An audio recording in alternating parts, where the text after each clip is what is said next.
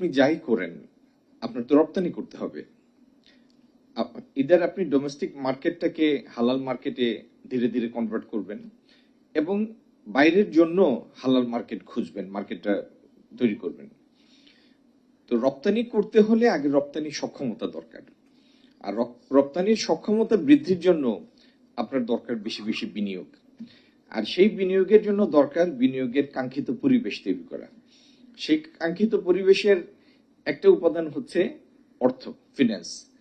আরেকটা উপাদান হচ্ছে যারা বিনিয়োগ করবেন, অর্থ খাটাবেন এখানে, তারা দেখবেন যে অর্থ খাটিয়ে এখানে তিনি নিরুপদ্রবে ব্যবসা করতে পারবেন কিনা, সেই ব্যবসায় লাভ করতে পারবেন কিনা, এবং নিরাপদে সেই লভ্যাংশ এবং তার বিনিয়োগকৃত পুঁজি ফেরত নিয়ে যেতে পারবেন কিনা। আমি ভরসা রাখি হিরন স্মার্ট ওয়াটার পিউরিফায়ারে। আর বিনিয়োগের জন্য আরেকটা আবশ্যিক শর্ত জ্বালানি সহজলভ্যতা। তো এই প্রতিটা জিনিস নিয়ে আমরা কাজ করছি এবং বাংলাদেশ যেন তার এলডিসি গ্রাজুয়েশনের পরে আপনারা তো সবাই জানেন যে এলডিসি গ্রাজুয়েশনটা 3 বছর এক্সটেন্ড করার জন্য গ্রাজুয়েশন আমরা জাতিসংঘের কাছে আবেদন করেছি এবং সেটা ইতিমধ্যে 2টা ধাপ পার হয়েছে। ইউএনজি এর 81st সেশনে আমরা আশা করছি সেটা চূড়ান্তভাবে অনুমোদিত হবে।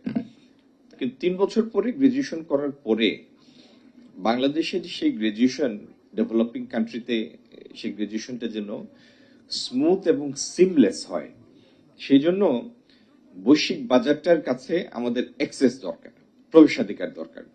সেই প্রবেশাধিকারটা নিশ্চিত করার জন্য ইতিমধ্যে আমরা জাপানের সাথে একটা ইকোনমিক পার্টনারশিপ এগ্রিমেন্ট শুরু করেছি। এই সরকার আসার পরে সাউথ কোরিয়ার সাথে গত কয়েকদিন আগে একটা ইকোনমিক পার্টনারশিপ এগ্রিমেন্ট স্বাক্ষর হয়েছে।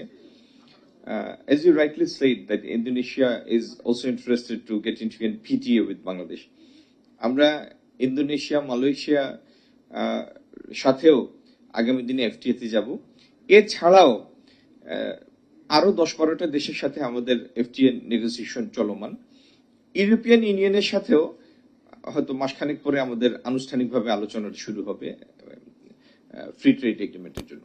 তো উদ্দেশ্য একটাই, আমরা বিনিয়োগের কাঙ্ক্ষিত পরিবেশ তৈরি করব, কিন্তু বিনিয়োগের কাঙ্ক্ষিত পরিবেশ তৈরির একটা অন্যতম প্রাথমিক উপজীব্য একটা উপাদান যে যারা বিনিয়োগ করবে তারা দেখবে যে বহির্বিশ্বে বাংলাদেশের একটা প্রবেশাধিকার আছে কিনা, প্রেফারেন্সিয়াল প্রবেশাধিকার আছে কিনা, এবং সেই প্রবেশাধিকার অর্জন করার মাধ্যমটা হলো ফ্রি ট্রেড এগ্রিমেন্ট।